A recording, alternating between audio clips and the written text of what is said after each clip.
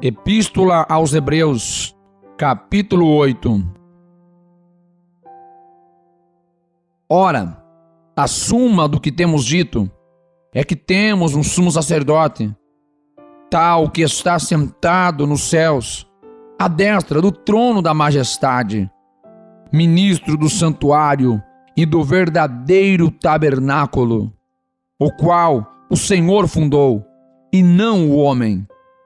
Porque todo sumo sacerdote é constituído para oferecer dons e sacrifícios. Por isso, era necessário que este também tivesse alguma coisa que oferecer. Ora, se ele estivesse na terra, nem tampouco sacerdote seria, havendo ainda sacerdotes que oferecem dons segundo a lei, os quais servem de exemplo e sombra das coisas celestiais, como Moisés divinamente foi avisado, estando já para acabar o tabernáculo, porque foi dito: olha, faze tudo conforme o modelo que no monte se te mostrou. Mas agora alcançou ele ministério tanto mais excelente, quanto é mediador de uma melhor aliança, que está confirmada em melhores promessas. Porque, se aquela primeira fora irrepreensível, nunca se teria buscado lugar para a segunda. Porque, repreendendo-os, lhes diz: eis que virão dias, diz o Senhor, em que com a casa de Israel e com a casa de Judá estabelecerei uma nova aliança, não segundo a aliança que fiz com seus pais no dia em que os tomei pela mão para os tirar da terra do Egito, como não permaneceram naquela minha aliança. Eu para eles não atentei, diz o Senhor, porque esta é a aliança que depois daqueles dias farei com a casa de Israel, diz o Senhor. Porei as minhas leis no seu entendimento, e em seu coração as escreverei, e eu lhes serei por Deus, e eles me serão por povo. E não ensinará cada um a seu próximo, nem cada um ao seu irmão, dizendo: conhece o Senhor, porque todos me conhecerão, desde o menor deles até ao maior. Porque serei misericordioso para com as suas iniquidades, e de seus pecados, e de suas prevaricações não me lembrarei mais. Dizendo nova aliança, envelheceu a primeira. Ora, o que foi tornado velho e se envelhece, perto está de acabar.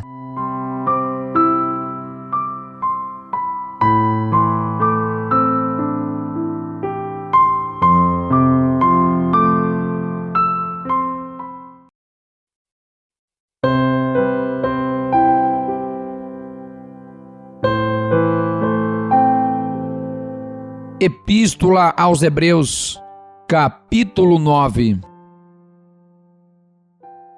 Ora, também a primeira tinha ordenanças de culto divino e um santuário terrestre, porque um tabernáculo estava preparado. O primeiro, em que havia o candeeiro e a mesa e os pães da proposição, ao que se chama o santuário. Mas depois do segundo véu estava o tabernáculo, que se chama o Santo dos Santos, que tinha um incensário de ouro e a arca da aliança, coberta de ouro toda em redor, em que estava um vaso de ouro, que continha o maná, e a vara de Arão, que tinha florescido, e as tábuas da aliança, e sobre a arca os querubins da glória, que faziam sombra no propiciatório, das quais coisas não falaremos agora particularmente.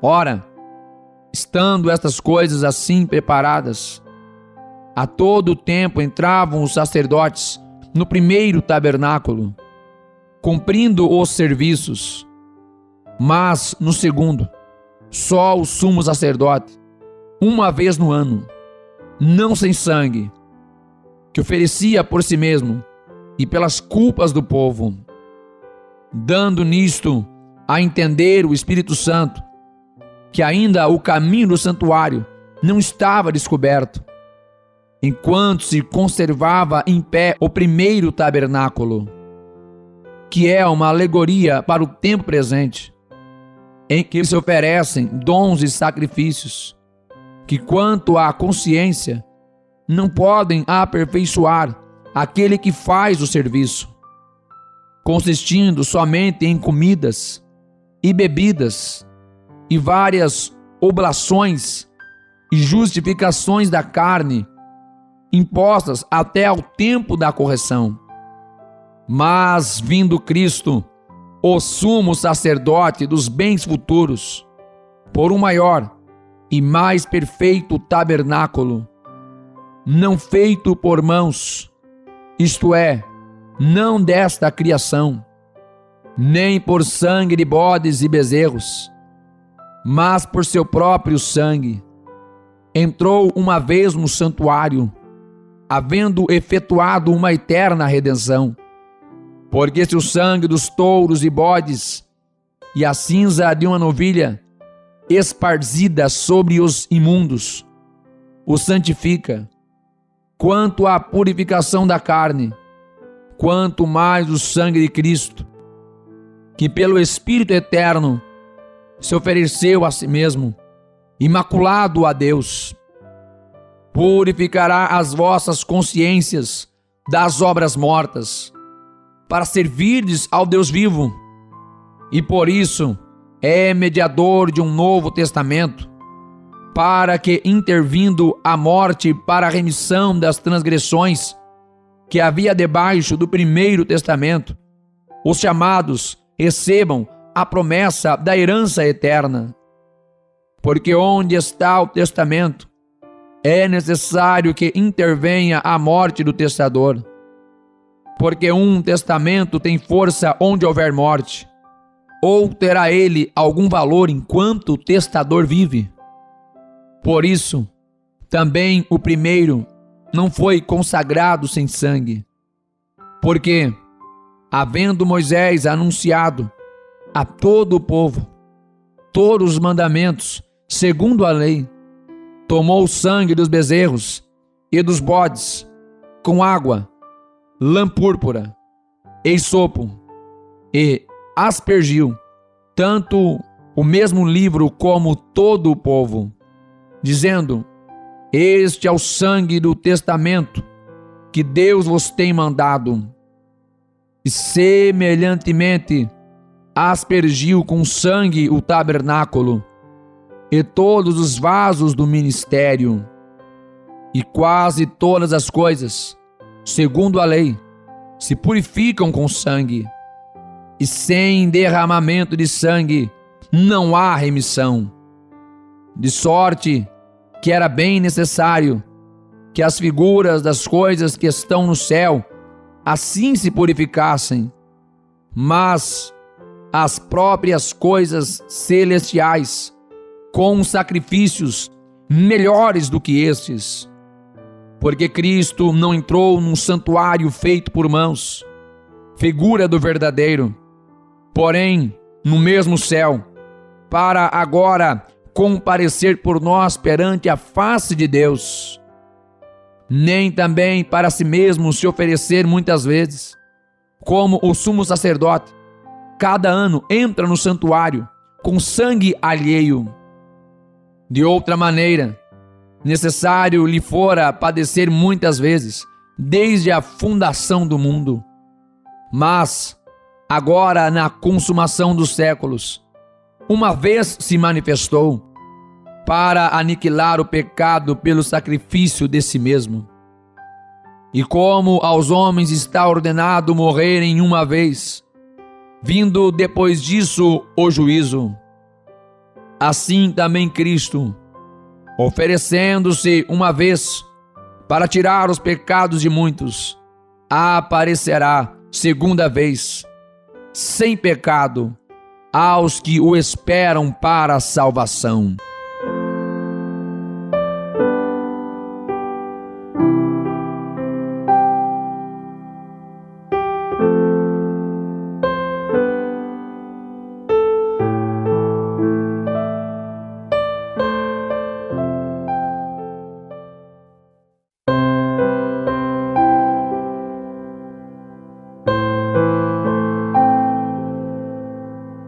Epístola aos Hebreus, capítulo 10.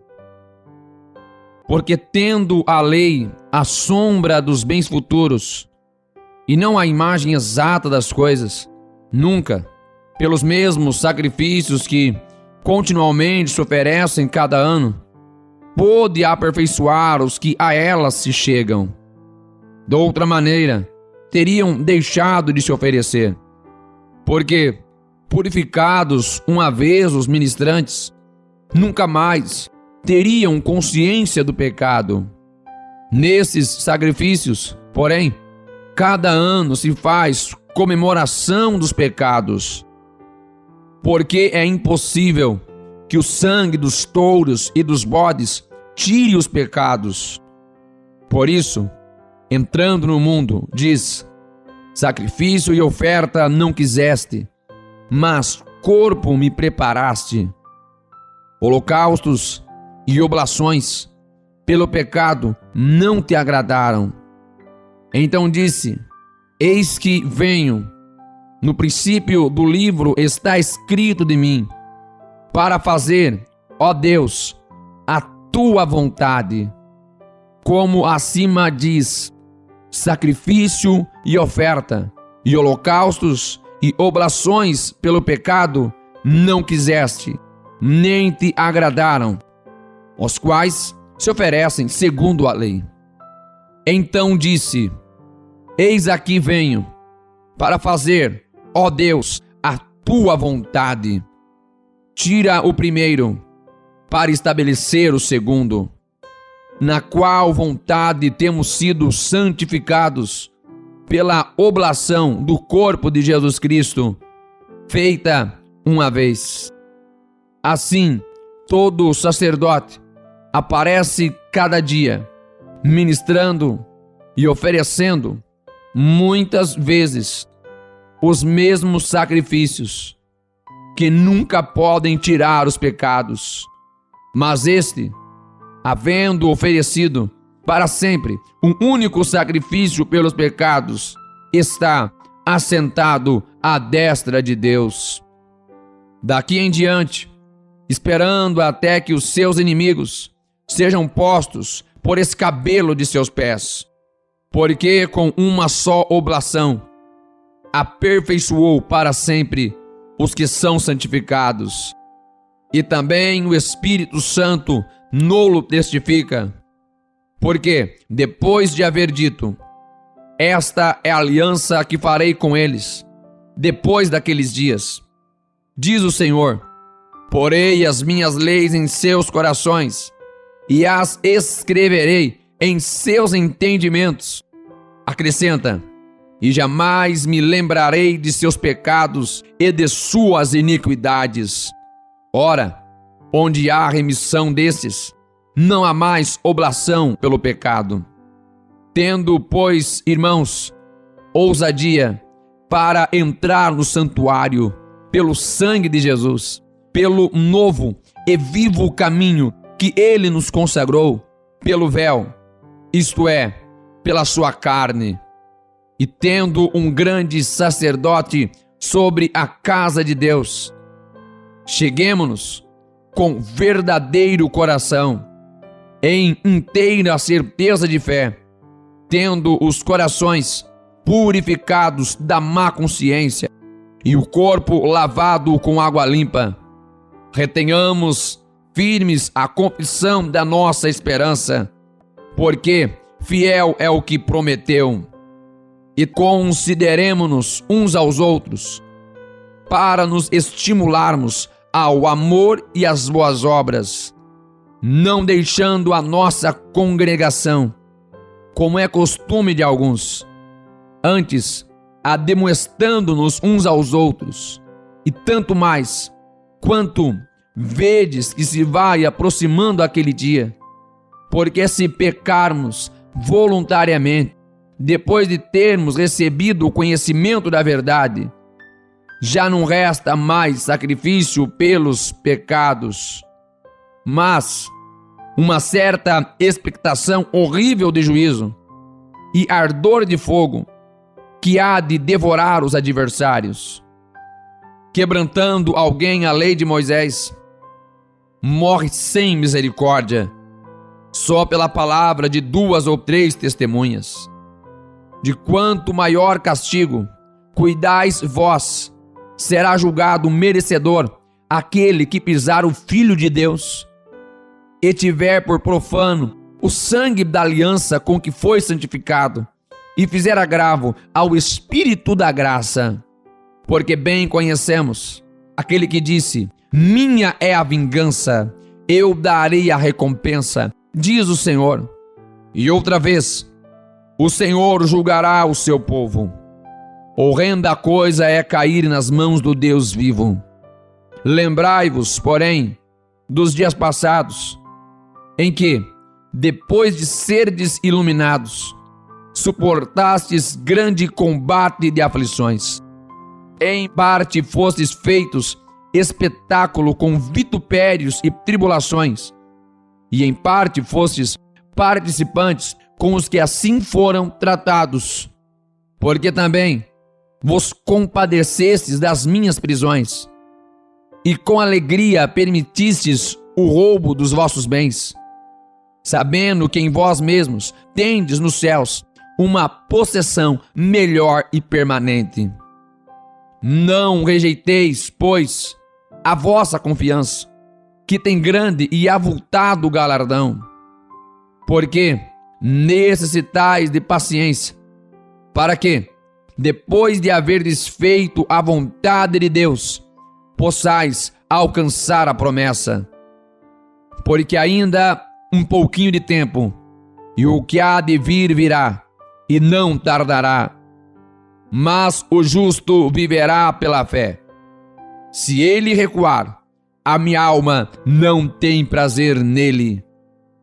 Nós, porém, não somos daqueles que se retiram para a perdição, mas daqueles que creem para a conservação da alma.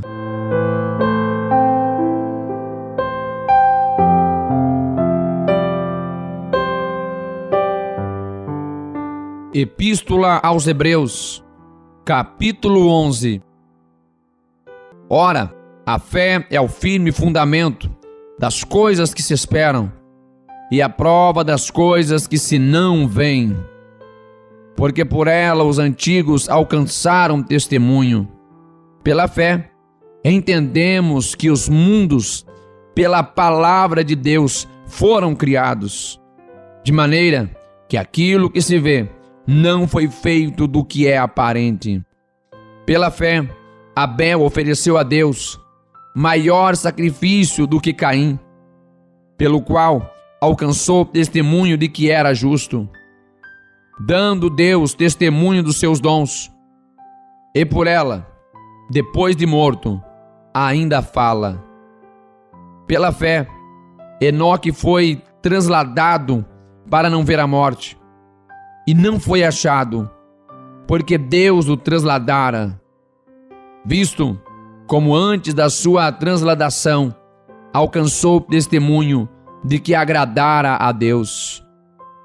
Ora, sem fé é impossível agradar-lhe, porque é necessário que aquele que se aproxima de Deus creia que ele existe e que é galardoador dos que o buscam. Pela fé, Noé, divinamente avisado das coisas que ainda não se viam, temeu e para a salvação da sua família preparou a arca, pela qual condenou o mundo e foi feito herdeiro da justiça que é segundo a fé. Pela fé, Abraão, sendo chamado, obedeceu, indo para um lugar que havia de receber por herança, e saiu sem saber para onde ia.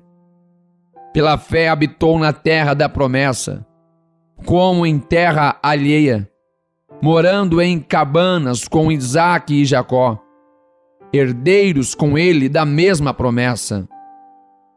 Porque esperava a cidade que tem fundamentos, da qual o artífice e construtor é Deus.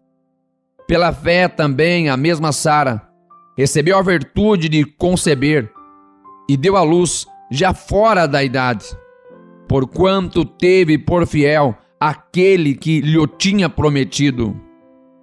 Por isso também de um, e este já amortecido, descenderam tantos em multidão, como as estrelas do céu, e como a areia inumerável que está na praia do mar.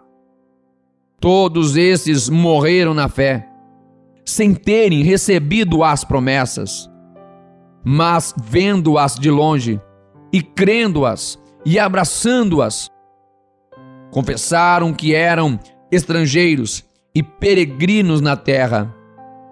Porque os que isto dizem, claramente mostram que buscam uma pátria.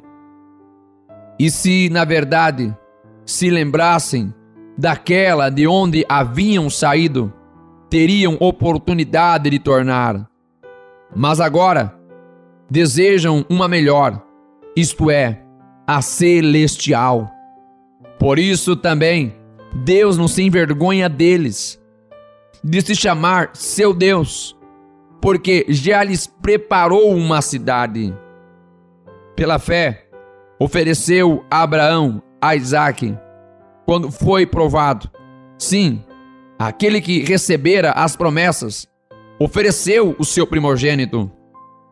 Sendo-lhe dito, em Isaque será chamada a tua descendência, considerou que Deus era poderoso para até dentre os mortos o ressuscitar.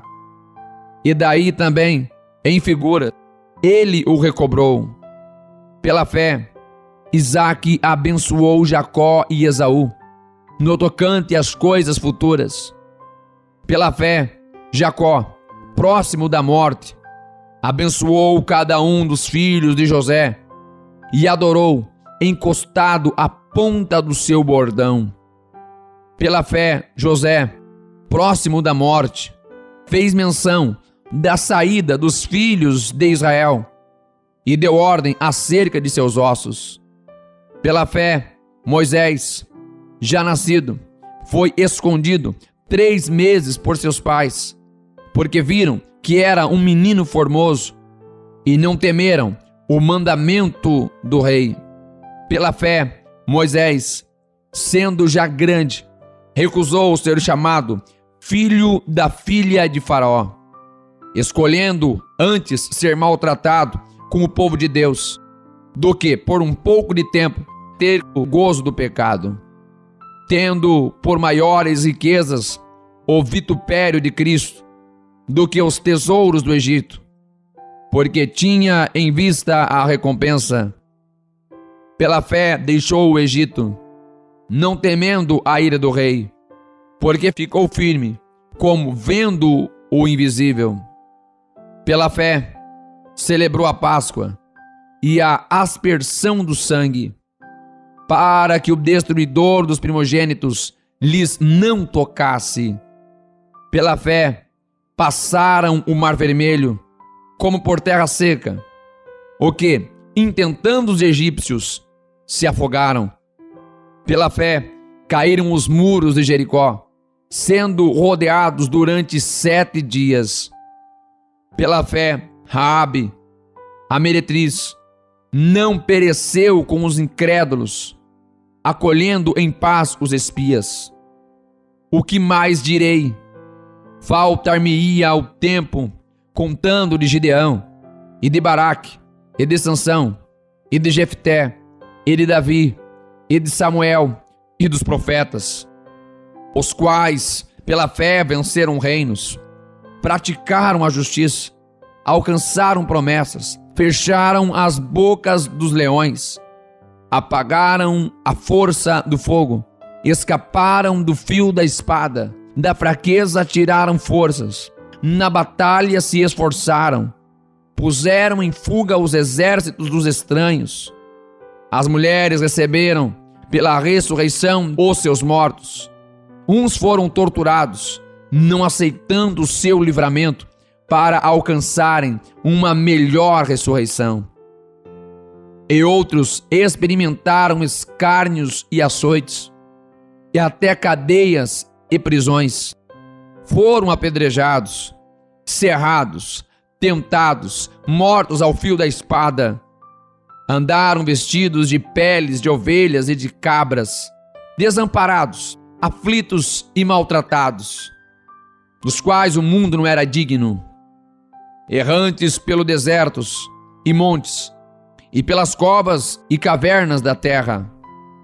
E todos estes, tendo tido testemunho pela fé, não alcançaram a promessa, provendo Deus alguma coisa melhor a nosso respeito, para que eles, sem nós, não fossem aperfeiçoados.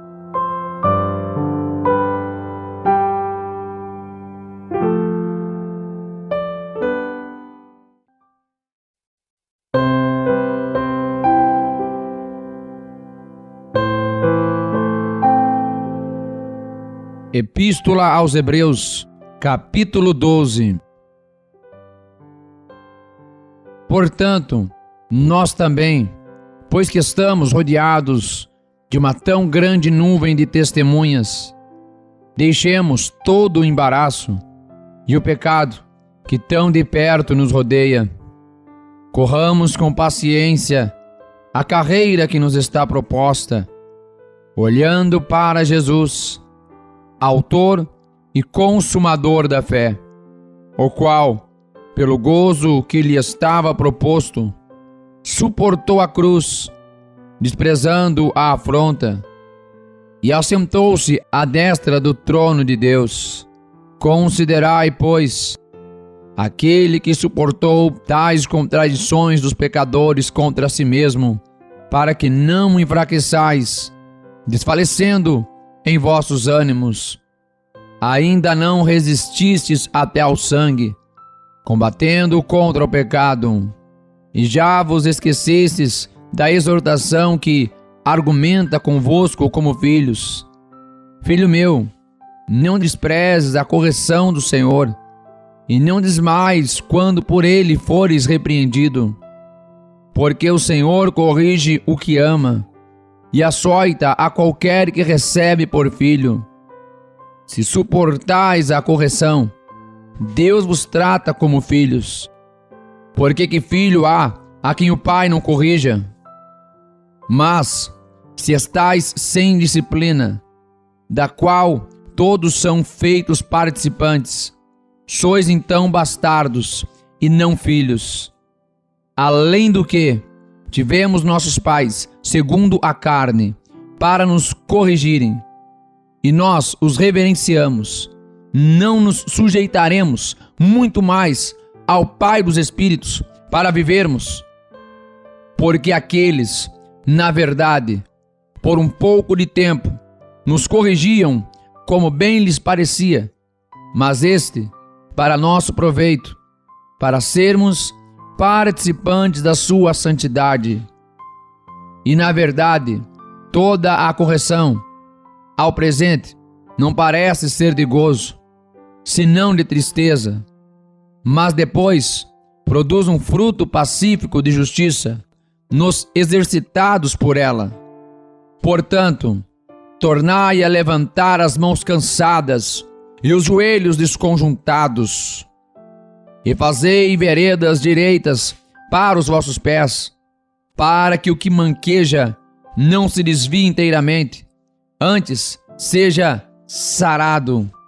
Segui a paz com todos e a santificação, sem a qual ninguém verá o Senhor, tendo cuidado de que ninguém se prive da graça de Deus, e de que nenhuma raiz de amargura, brotando, vos perturbe, e por ela muitos se contaminem. E ninguém seja devasso ou profano, como Esaú, que por uma refeição vendeu o seu direito de primogenitura. Porque bem sabeis que, querendo ele ainda depois herdar a bênção, foi rejeitado, porque não achou lugar de arrependimento, ainda que com lágrimas o buscou. Porque não chegastes ao monte palpável, aceso em fogo, e à escuridão, e às trevas, e à tempestade, e ao sonido da trombeta, e à voz das palavras, a qual os que a ouviram pediram que se lhes não falasse mais, porque não podiam suportar o que se lhes mandava. Se até um animal tocar um monte, será apedrejado ou passado com um dardo. E tal terrível era a visão que Moisés disse: estou todo assombrado e tremendo. Mas chegastes ao monte Sião, e à cidade do Deus vivo, a Jerusalém celestial, e aos muitos milhares de anjos, à universal assembleia, e à igreja dos primogênitos, que estão inscritos no céu, e a Deus, o juiz de todos, e aos espíritos dos justos aperfeiçoados, e a Jesus, o mediador de uma nova aliança, e ao sangue da aspersão, que fala melhor do que o de Abel. Vede que não rejeiteis ao que fala. Porque, se não escaparam aqueles que rejeitaram o que na terra os advertia, muito menos nós, se nos desviarmos daquele que é dos céus, a voz do qual moveu então a terra, mas agora anunciou dizendo: ainda uma vez como verei, não só a terra, senão também o céu. E esta palavra, ainda uma vez, mostra a mudança das coisas móveis como coisas feitas, para que as imóveis permaneçam. Por isso, tendo recebido um reino que não pode ser abalado, retenhamos a graça, pela qual sirvamos a Deus agradavelmente, com reverência e piedade, porque o nosso Deus é um fogo consumidor.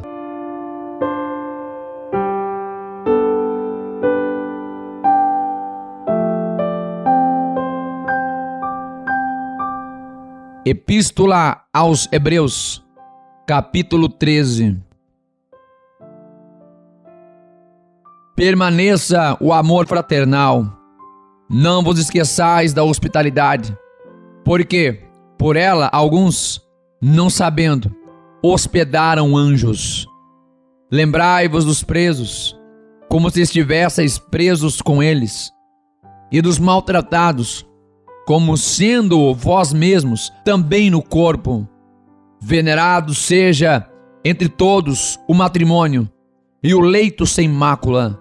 Porém, aos que se dão à prostituição e aos adúlteros, Deus os julgará.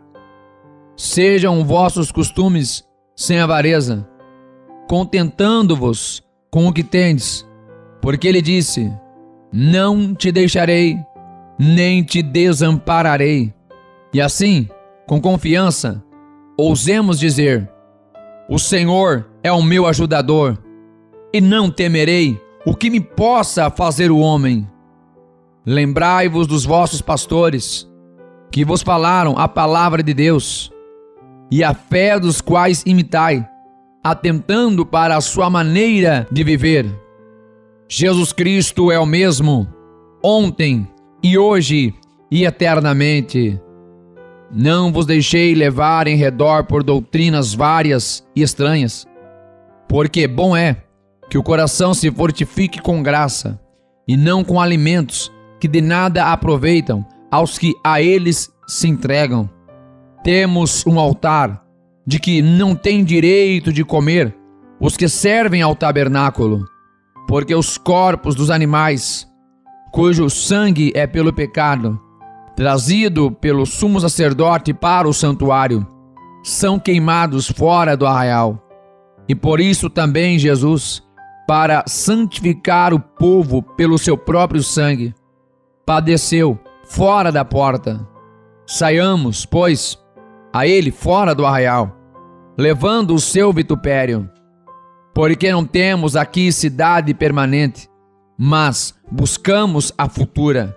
Portanto, ofereçamos sempre por ele a Deus sacrifício de louvor, isto é, o fruto dos lábios que confessam o seu nome. E não vos esqueçais da beneficência e comunicação, porque com tais sacrifícios Deus se agrada.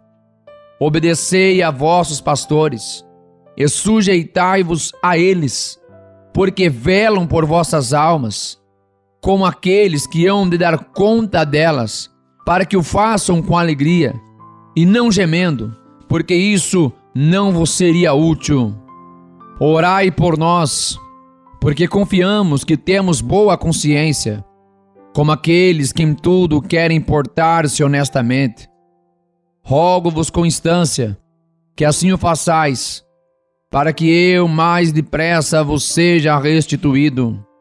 Ora, o Deus de paz, que pelo sangue da aliança eterna tornou a trazer dos mortos o nosso Senhor Jesus Cristo, grande pastor das ovelhas, vos aperfeiçoe em toda a boa obra, para fazerdes a sua vontade, operando em vós o que perante ele é agradável por Jesus Cristo, ao qual seja glória para todos sempre.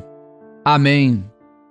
Rogo-vos, porém, irmãos, que suporteis a palavra desta exortação, porque abreviadamente vos escrevi. Sabei que já está solto o irmão Timóteo, com o qual, se ele vier depressa, vos verei. Saudai a todos os vossos chefes e a todos os santos. Os da Itália vos saúdam. A graça seja com todos vós. Amém.